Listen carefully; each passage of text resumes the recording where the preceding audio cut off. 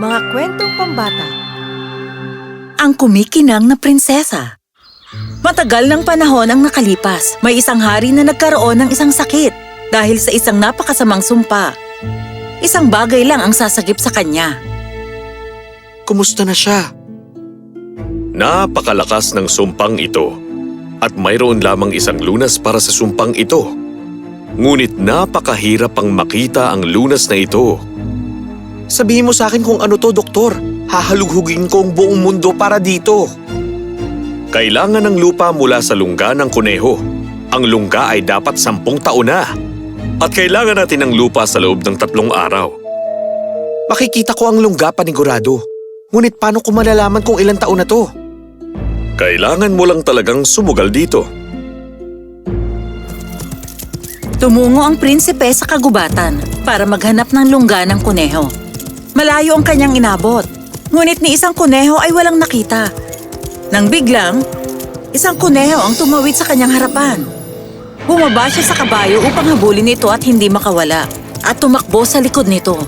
Humabol siya sa bilis ng kuneho at tumungo sa kuweba. Isang kuwebang pag-aari ng isang masamang higante. Nakita ng higante ang prinsipe. Sino tong naligaw sa kuweba ko? Isang prinsipe? Anong ginagawa mo sa pamamahay ko?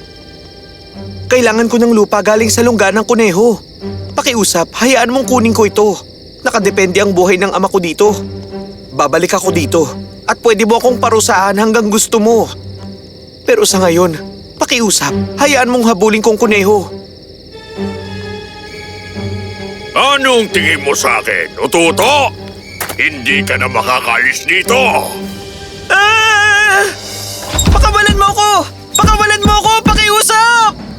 Sa loob ng 2 araw at 2 gabi, nasa loob lang ng kahon ang prinsipe. Sinubukan niya kung pwedeng makalabas dito, ngunit hindi niya kaya. Alalang-alala siya sa kanyang mahal na ama. Sa pangalawang gabi, bumukas bigla ang kahon. Nasilaw ang prinsipe sa isang ilaw at nakita ang dalaga. Isang dalagang tila kumikinang nang walang katulad sa mundong ito.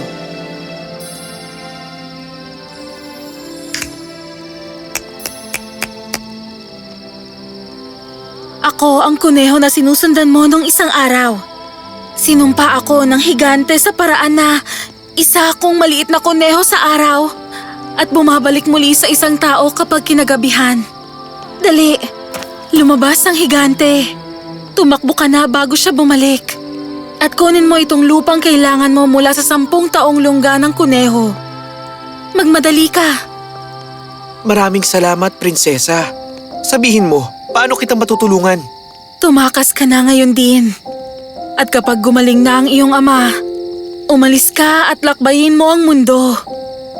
Makakakita ka ng paraan upang tulungan ako.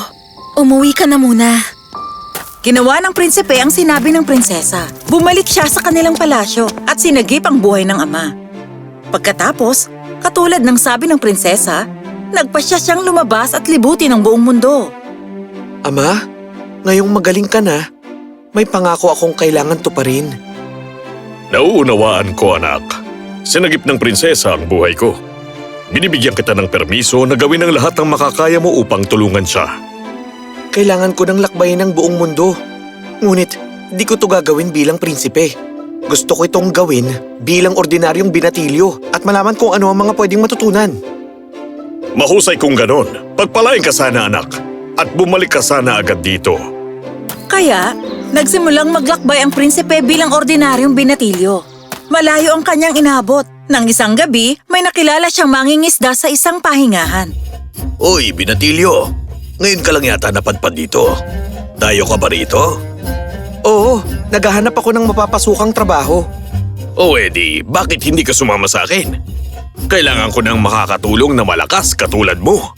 Gusto mo bang maging mangingisda? Oo, bakit naman po hindi? Kaya sumama ang prinsipe sa mangingisda at natuto siyang mga lakal. Mahusay ang trabaho ng prinsipe, kaya natuwa naman ang mangingisda. Dumating ang panahon para maglakbay muli ang prinsipe. Binigyan siya ng lambat ng mangingisda. Ang lambat na ito ay bigay sa akin ng isang pantas. Walang isda sa mundo ang makakatakas dito. Dalhin mo to sa paglalakbay. Maraming salamat po. Pagkatapos, siya'y muling naglakbay. Tuwing nagugutom siya, siya'y nangingisda. Pag kailangan niya ng pera, binebenta niya to. At pinagpatuloy lang niya ang paglalakad. Di nagtagal, nakarating siya sa isang kaharian na may palasyo na mistulang may 1,000 ilaw sa liwanag paggabi. Tinanong niya ang kanyang nakasalubong. Kaibigan, bagong salta ako dito. Sabihin mo sa akin, bakit napakaliwanag ng palasyo nyo rito? Mayroon bang espesyal na okasyon ngayong gabi? Ganyan talaga ang palasyo namin kapag pumatak na ang gabi. Pinagmamalaki ng aming hari ang natatanging ganda ng aming prinsesa sa aming kaharian. At hinahamon ng hari namin ang lahat na magsabi kung mayroon pang babaeng higit pa ang liwanag sa kanyang magandang anak. Wala kailanman ang nagbalita na may dalagang mas maganda pa kaysa sa aming prinsesa sa palasyo. Ngunit bakit ganda lang ang binibigyang pansin dito? Ganyan talaga magmalaki ang isang ama. Ang prinsesa namin ay marunong at mahusay sa lahat ng klase ng palakasan at sining. Pero di niya inaamin na sana ay makakita ng babaeng mas liliwanag pa sa ganda niya para tapusin na ng kanyang ama ang walang katapusang selebrasyon. Kahiya-hiya ang tingin niya sa bagay na to. Siguro matutulungan ko ang prinsesa.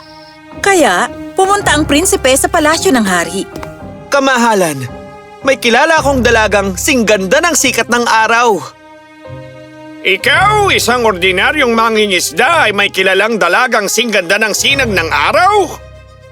Opo, Kung ganon, bibigyan kita ng 1 linggo. Dalhin mo ang babaeng ito sa harapan ko. kamahalan, di ako sang-ayon na dalhin ang babae dito upang patunayang maganda siya. Kung dadalhin ko siya para sa ikasisiya ng inyong prinsesa, pangako nyo, natatanggapin nyo siya bilang isang panauhing pandangal. Binibigay ko sa iyo ang aking salita. Ngunit tandaan mo, kapag di mo siya nadala dito, ikaw ay mapaparusahan. Payag po ako.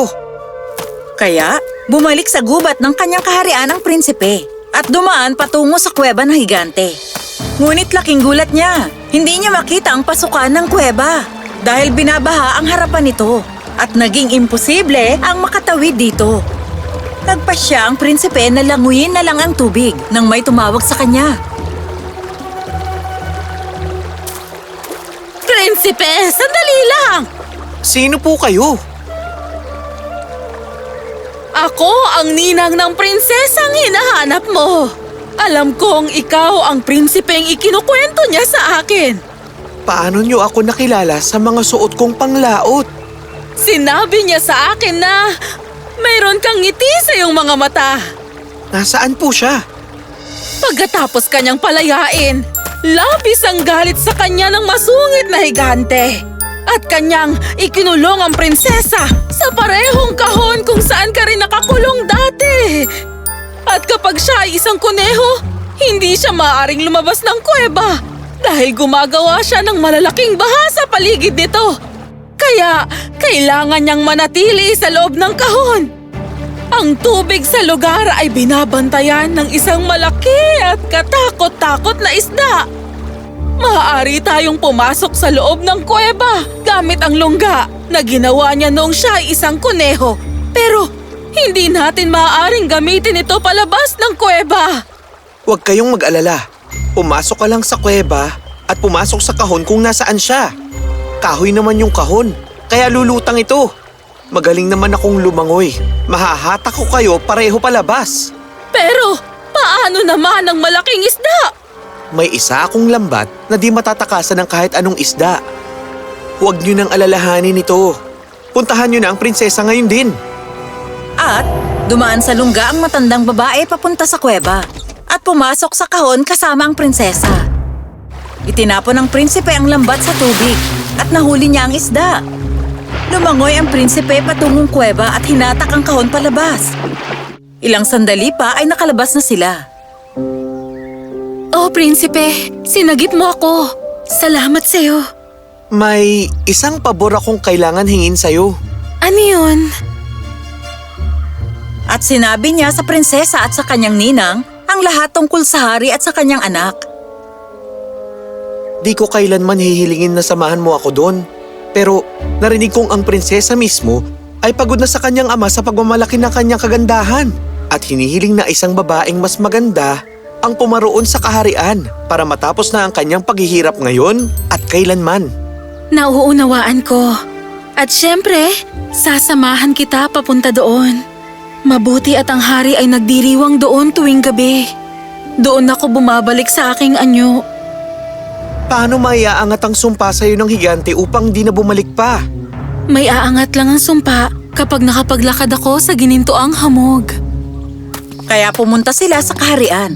Ngunit pagdating nila sa palasyo, ang prinsipe ay nagkaroon ng isang kakaibang hiling. Kumuha siya ng kahon na kahoy at hiniling na humiga ang prinsesa sa loob. Tapos dinala niya ang kahon sa palasyo. Nasaan na ang dalaga na sinasabi mo na mas higit pa ang kagandahan sa aking anak na babae? Inyong kamahalan, siya'y nasa loob ng kahon. Niloloko mo ba kami? Ang magandang dalagay nasa loob niyan? Hindi ako naaaliw sa iyong ginagawa, binata! Bigyan niyo ako ng ilang sandali, kamahalan. Pwede niyo ba akong bigyan ng ginintoang alikabok? Pangako sa inyo, parusahan niyo ako hanggang gusto niyo. Pero hayaan niyong patunayan ko ang sarili ko sa ilang sandali. Kung ganon, bigyan siya ng ginintoang alikabok. Dapat ay ilagay ito sa mga pipa upang ito'y mahipan.